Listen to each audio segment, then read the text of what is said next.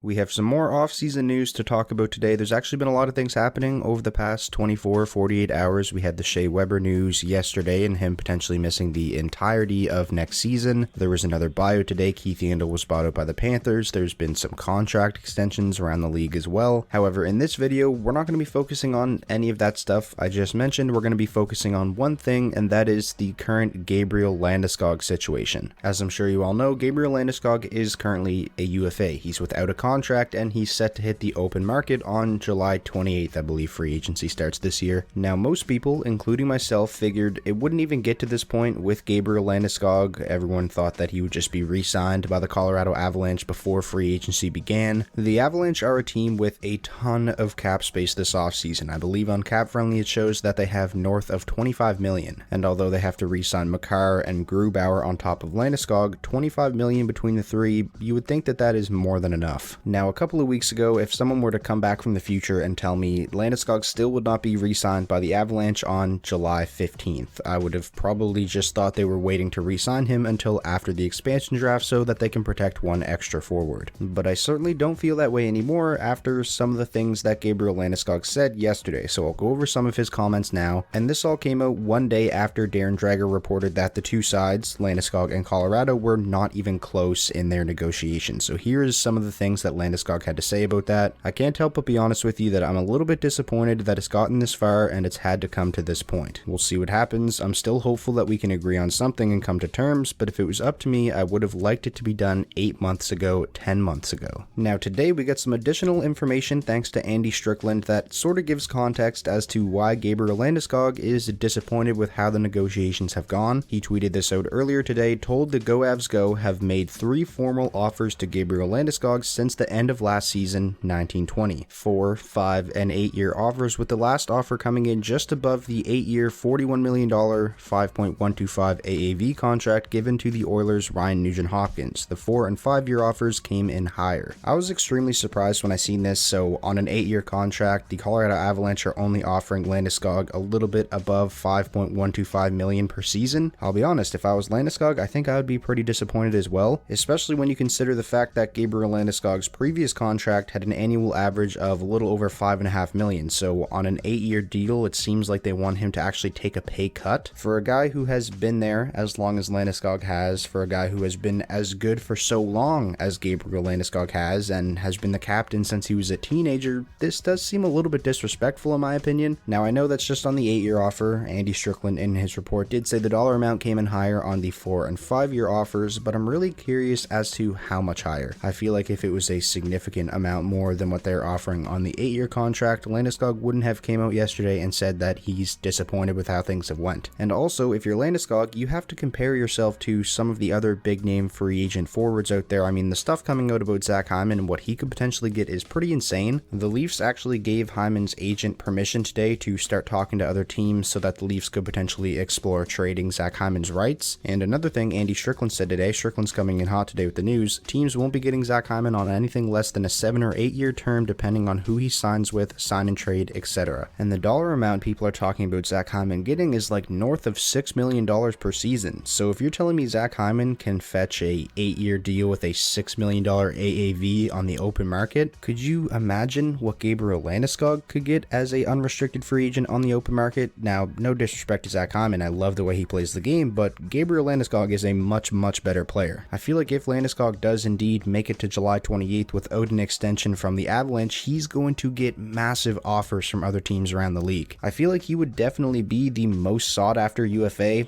Actually, I guess I'll say the most sought after forward free agent because Dougie Hamilton is going to be a UFA as well. It's going to be really interesting to see what happens. I honestly could have never pictured Gabriel Landeskog with a new team. I didn't think it was going to get to this point, but here we are. It is looking like there's a real possibility he hits the open market on July 28th. This is really reminding me of last offseason situation between Alex Pietrangelo and the St. Louis Blues, where leading up to free agency, everybody thought Pietrangelo was just going to re-sign with St. Louis until like a couple of weeks before free agency actually began, and then obviously it became clear that Pietrangelo was probably going to hit the open market, and boom, now he's on the Golden Knights. Maybe we see something similar to that happen with Landeskog, and we see him on a new team next season. If I had to make a prediction on what's going to happen with Landeskog, I'm still going to go with him just re-signing with the Colorado Avalanche. Joe Sakic is an extremely smart general manager, and I really can't see him just letting Gabriel Landeskog go for nothing. He's such an important part of that team. We'll see what happens though. I'm definitely intrigued by this. I'm a lot less confident in Landeskog re-signing with the Avalanche now than I was, say, a month ago, that's for sure. I'm really curious to hear what you guys have to say though, so be sure to leave all your thoughts down below in the comment section. Do you think there's any possibility we see Gabriel Landeskog on a new team come next season? And if so, what type of contract do you think Landeskog could fetch as a UFA on the open market? Based off of all the reports coming out about Zach Hyman, I wouldn't be surprised to see Landeskog get close to $8 million per season.